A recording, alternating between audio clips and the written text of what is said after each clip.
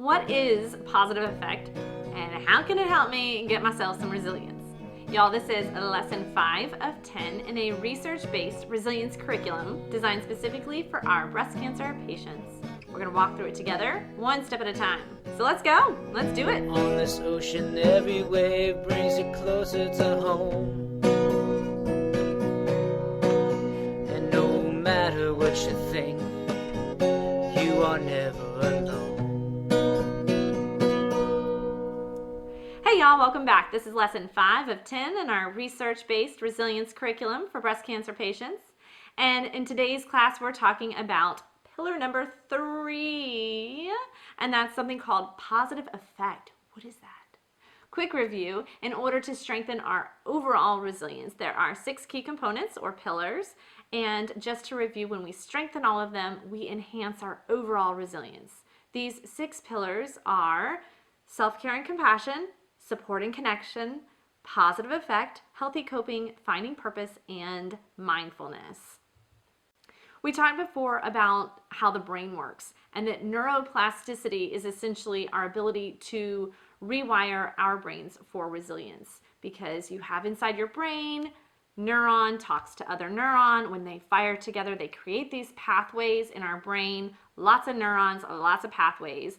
And we can use our knowledge of this to create new experiences and new pathways to ultimately rewire our brain for resilience. And what's really cool is that functional MRIs show, this is something that Maja Downs talks about in a speech that she does on resilience. She says that functional MRIs show a different reaction in our brains when we're thinking about positive experiences compared to negative experiences.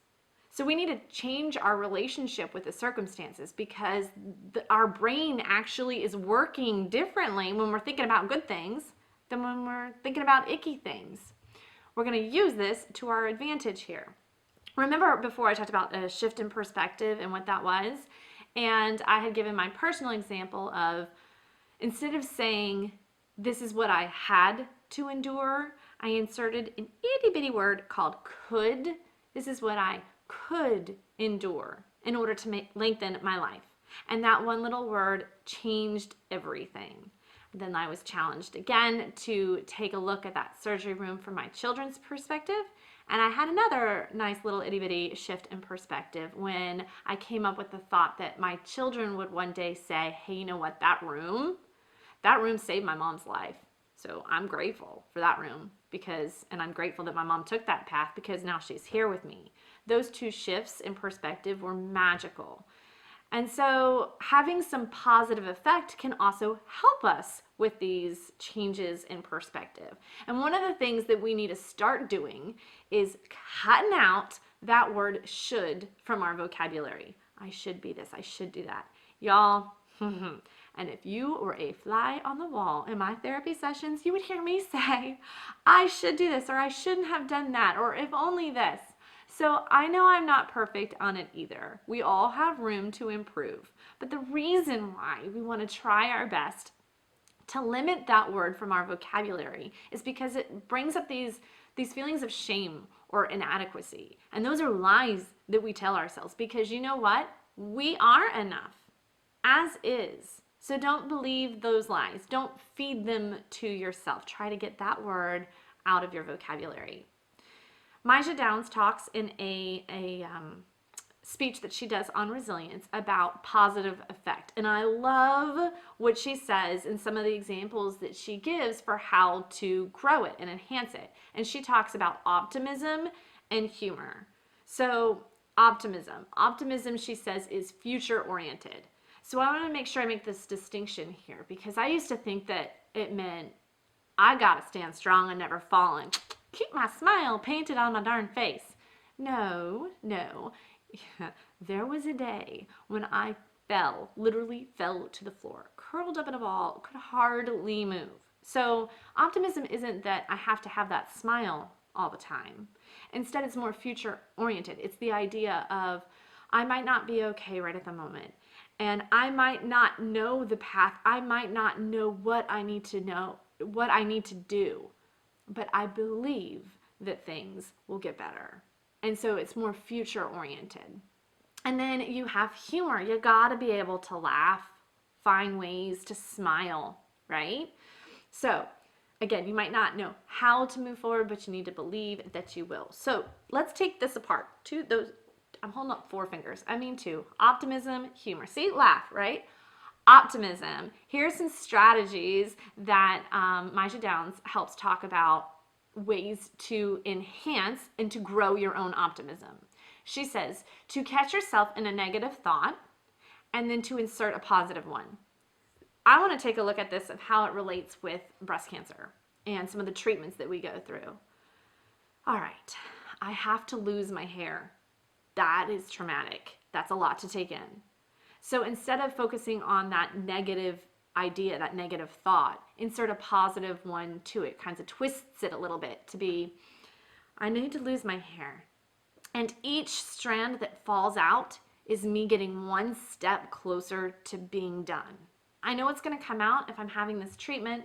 And so when it does, I am moving forward on my road to recovery and I'm getting closer to having it all behind me. That little shift in perspective, inserting that positive spin, even though you still have that negative thing that's happening. Another one that I had was I was afraid that my bald head was going to somehow frighten my kids and scare them, or that they would look at me and think, oh, my mom's gonna die. Or worse, like me looking in the mirror thinking that I was gonna die. It was more of this outward sign that I was sick, right? In regards to my kids, my friend's mom said, hey, you know what? What a powerful lesson for them.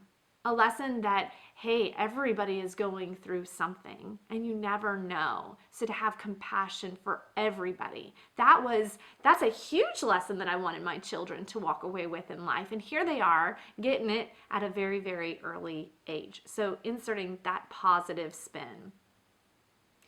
And I mentioned this before, but in regards to radiation, so the negative thought may be, I have to go in for 25 days, every single day for 25 days. That's overwhelming. We'll insert a positive thought with that negative one.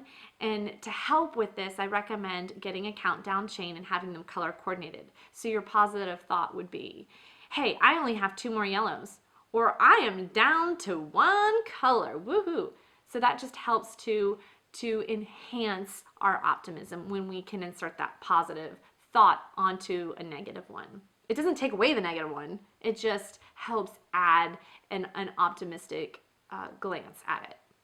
Other ways to enhance our optimism, another activity that you can do is to put a card in your wallet and have that card tell you, I am strong, I am courageous, I can do hard things, I am loved and I am worthy as is. You write these things, stick them in your wallet so that you can read them every day. Remind yourself of that.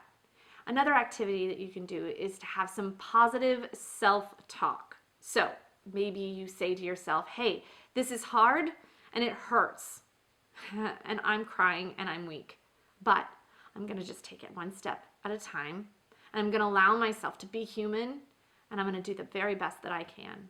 It's hard and it hurts, but I'm going to do one thing at a time. That's all I can do. That's all I can digest. One thing at a time. You can also do a loving kindness meditation. If you Google it, they got some great tips out there. But you can say, may I be happy, may I be well, may I be safe, may I be peaceful and at ease. Maybe you write that on the piece of paper or make a little art thing that says it and frame it and hang it in your house so you see that every day. And a fourth activity that you can do to enhance your optimism is to start each day with a positive quote. So Bible verse or just an inspirational saying. Every day, start it with something positive. It doesn't even have to be related to your cancer, but just something positive. Read it every single day. Start it that way. So, okay, let's talk about humor. Humor can also help us with rewiring the brain, and Maisha Downs gives some other good strategies of things to grow and enhance our humor.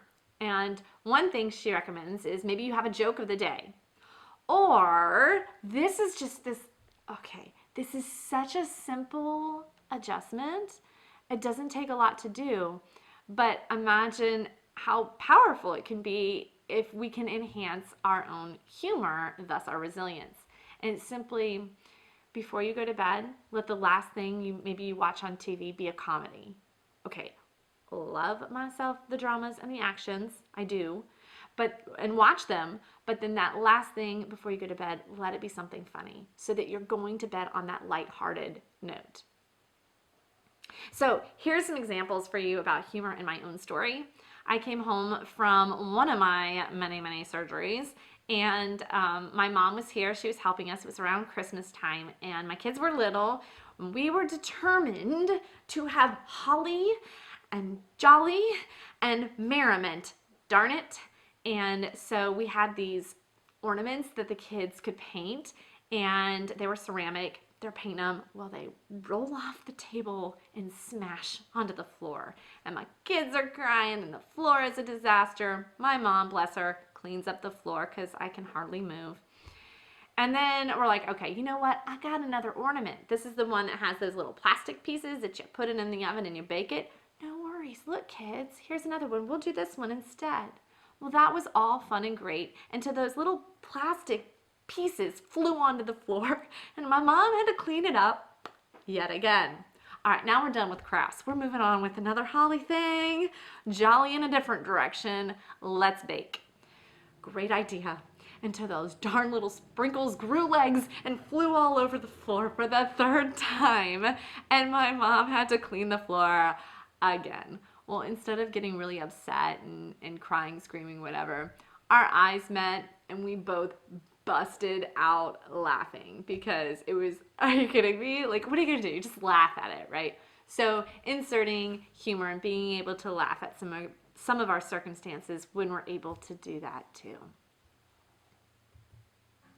So here is my challenge for you or your homework. There's actually 2 things tonight, so you can either do both or pick the one that you like the best. But the first thing that I encourage you to do is to get a journal, and a gratefulness journal, right? So in here, every single night, you write down at least one thing that you were grateful for that day.